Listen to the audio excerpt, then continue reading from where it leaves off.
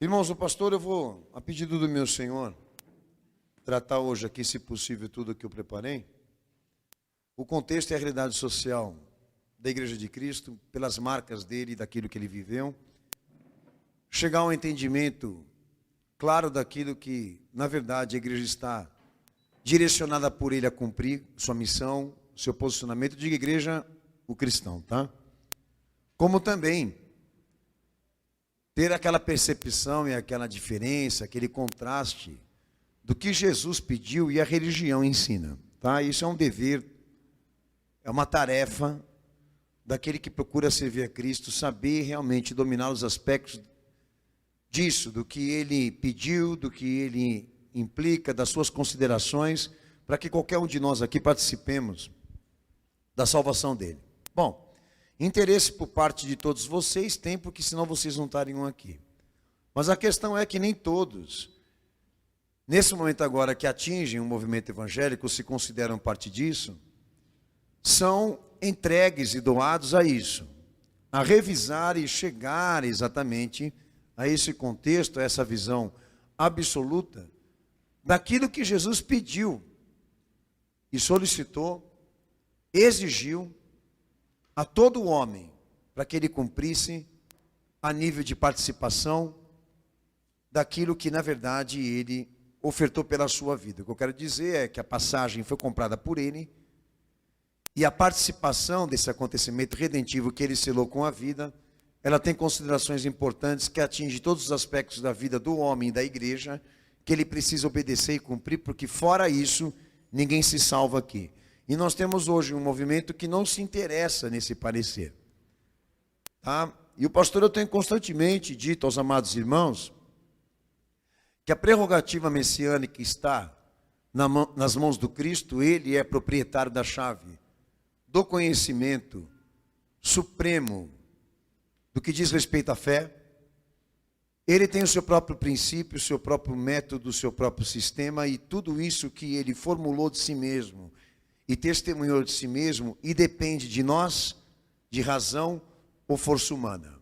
A igreja é dele, exclusiva dele, e só cabe a ele, por ter o mérito e a honra, definir aquilo que nós temos que obedecer. Então, se é visto nele, é lícito. Se não é visto nele, não pode ser praticado por nenhum de nós. E se dizendo cristão, você assume essas implicâncias. E assume isso, se alimentar dele e viver por ele. A igreja veio disso, e eu tenho constantemente dito aos amados irmãos, não cabe debate, cabe contemplação. Ele veio aqui para resolver a nossa situação, inclusive do conhecimento. Então cabe a nós a contemplação daquilo que ele foi, daquilo que ele testemunhou, da sua atividade, da sua pregação, etc, etc, e viver a dispensação. Cada um desses detalhes, que atingem o pensamento, que atingem a espiritualidade, que atingem a moral e a vida contextual de um homem. Isso é evangelho. É a carne dele, é a vida dele, é o que ele cumpriu. E nós vivemos disso. Só que nesse momento a gente sabe que não é o que acontece no cristianismo há décadas, há milênios. A gente testemunha ali, historicamente falando, fraudes e ilicitações, erros cometidos, doutrinas erradas, etc, etc. Então hoje, eu vou em busca disso, com você aqui nessa pregação. Jesus, ele gera um padrão e um modelo de vida, e define a igreja que é isso que ele quer de nós. O curso, daqui para frente, para quem assumiu a fé, é cumprir exatamente esse modelo e esse padrão de vida, e vida redentiva, que ele ordenou a todos nós que assumimos essa fé. Então, eu acabei de ler um texto com você aqui hoje, para chegar no mérito do contexto da realidade social, que Jesus, ele não usa de si mesmo só como modelo e como comparação do que nós temos que ser no mundo, na vida, entre os homens, no sistema, etc, etc. Ele usa dentro da visão escatológica já, dizendo o que vai acontecer no fim e os sinais da sua vinda, ele usa Noé como critério e método disso. E eu vou trabalhar alguns aspectos com os amados irmãos aqui, que são necessários para você entender o seguinte: olha, você não veio aqui para escrever o evangelho, e nem a tua igreja tem essa autorização. O evangelho já está escrito, pela vida dele, só cabe a você agora cumprir, seguir o modelo disso. Se você não seguir, você está negando a fé. Tá? Então é muito estúpido, tá? Essa ideia de que nós vamos ter liberdade aqui para fazer do nosso jeito. Não, a passagem que pagou foi ele. O acontecimento está sendo celebrado com o recurso que ele proveu. Sua vida. Nos chamou para essa participação, mas pediu lealdade desse povo. Pode entrar, mas não usurpa o que é dele. E não toma o que é dele para você fazer do seu jeito.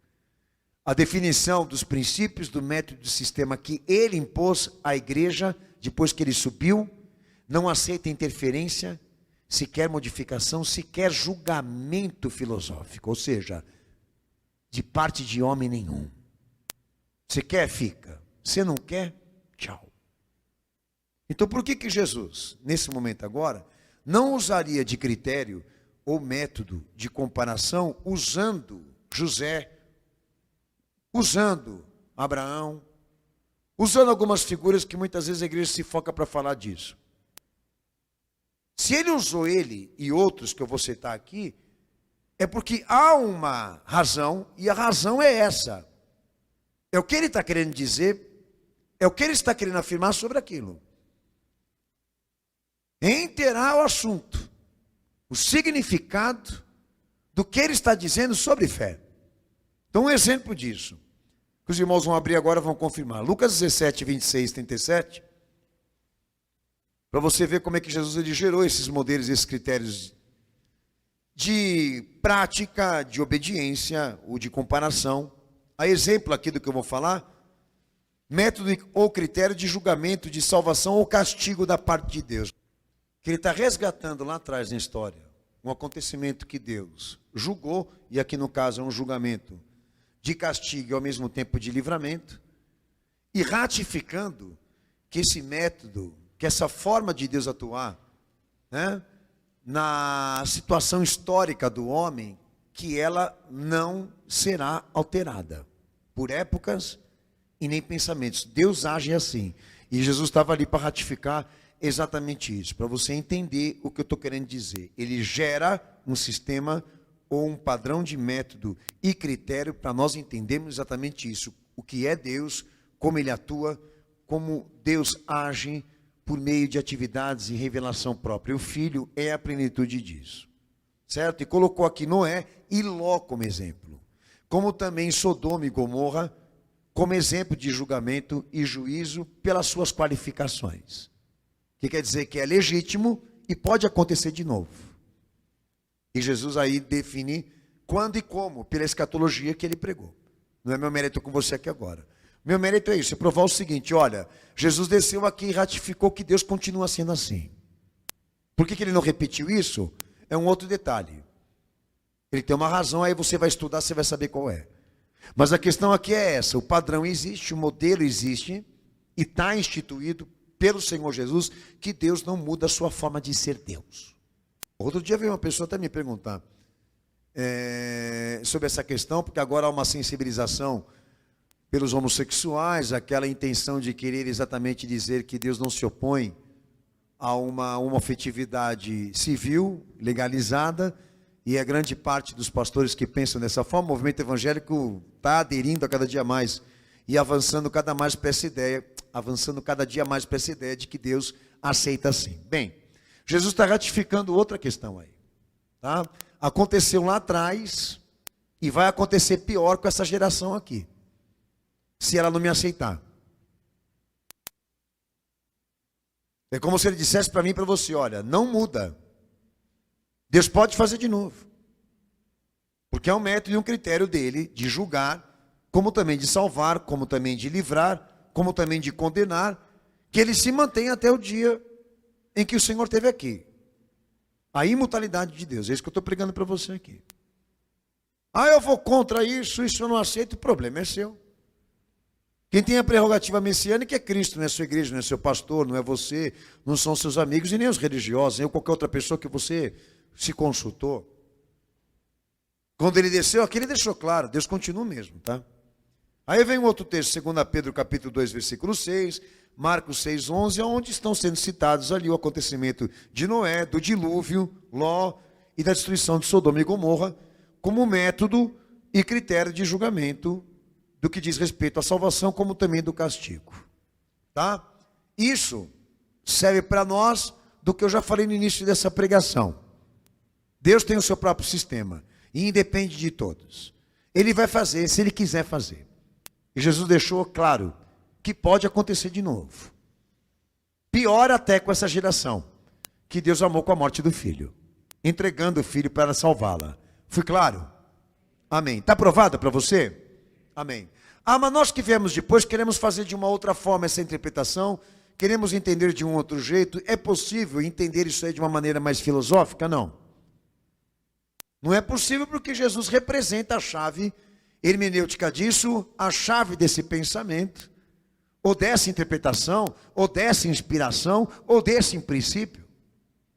Ele está dizendo para deixar claro, para que quem vier, já tiver dentro de si mesmo, esse testemunho, que é maior do que os homens em qualquer tipo de razão. Então, se as igrejas que vierem depois, por favor, não queira ser dono da festa, porque você não é dono da festa, e aqui você não manda nada, que nem eu. Você está aqui na condição de participante, não autor. Autor é ele. E quem gera o padrão histórico e bíblico é ele, não é você. Então vamos respeitar aqui.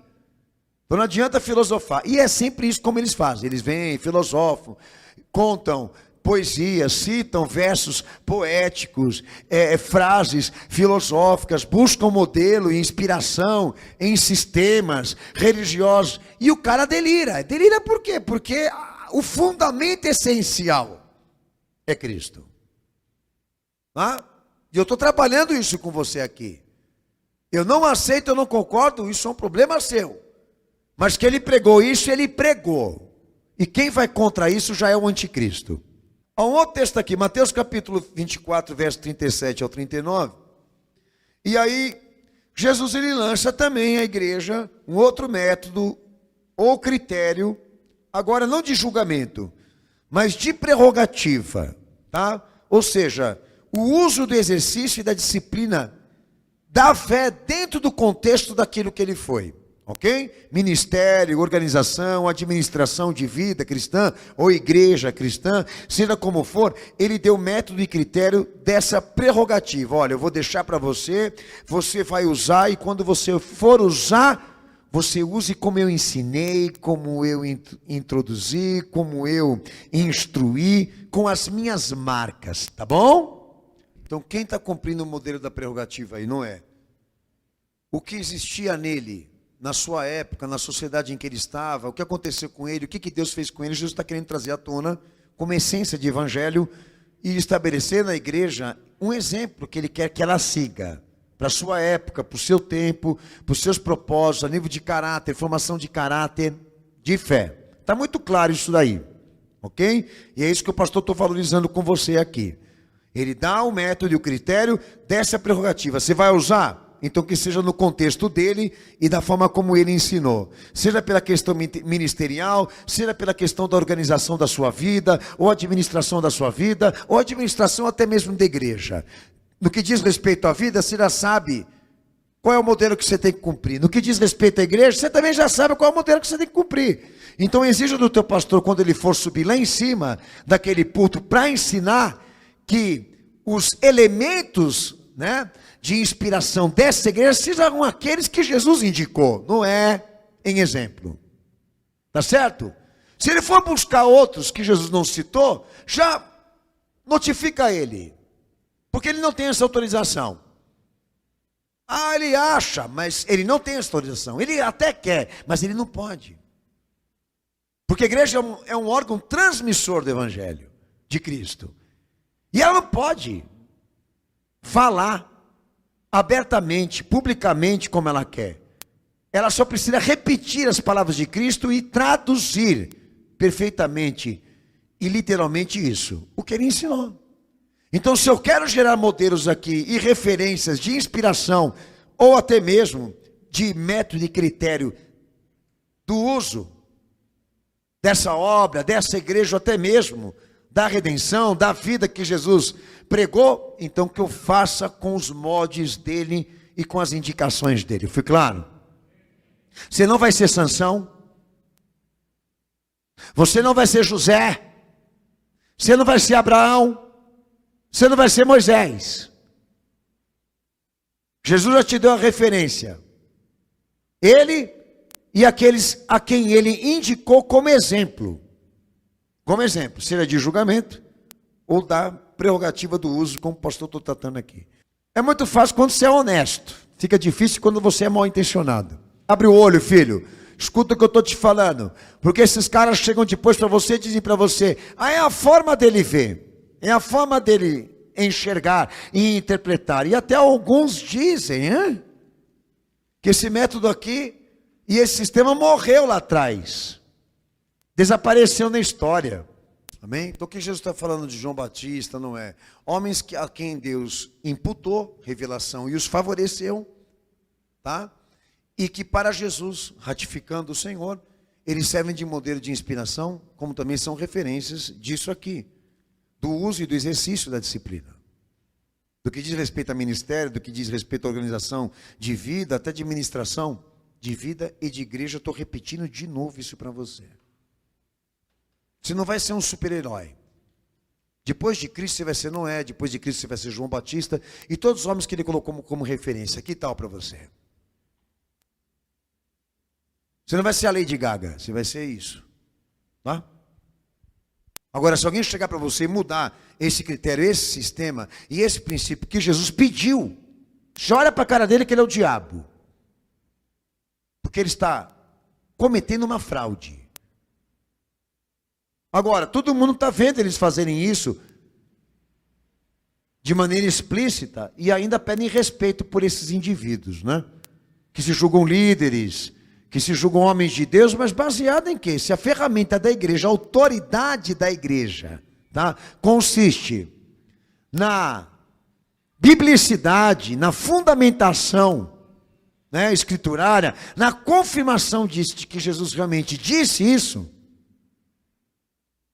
Como que a gente vai respeitar gente que não tem contextualização bíblica, irmãos? Precisa ser, né, condenado por todos vocês. Agora, se vocês têm pena e dó deles, eu tenho para mim que você é um como eles. E eu tenho dito constantemente isso aí. Tá? Até aqui, o que eu quis provar para você? As marcas do Evangelho trazem para nós isso, que Jesus definiu o modelo e o critério de ser igreja, de ser cristão, e a vida que todos nós devemos incorporar. Quais são as suas referências?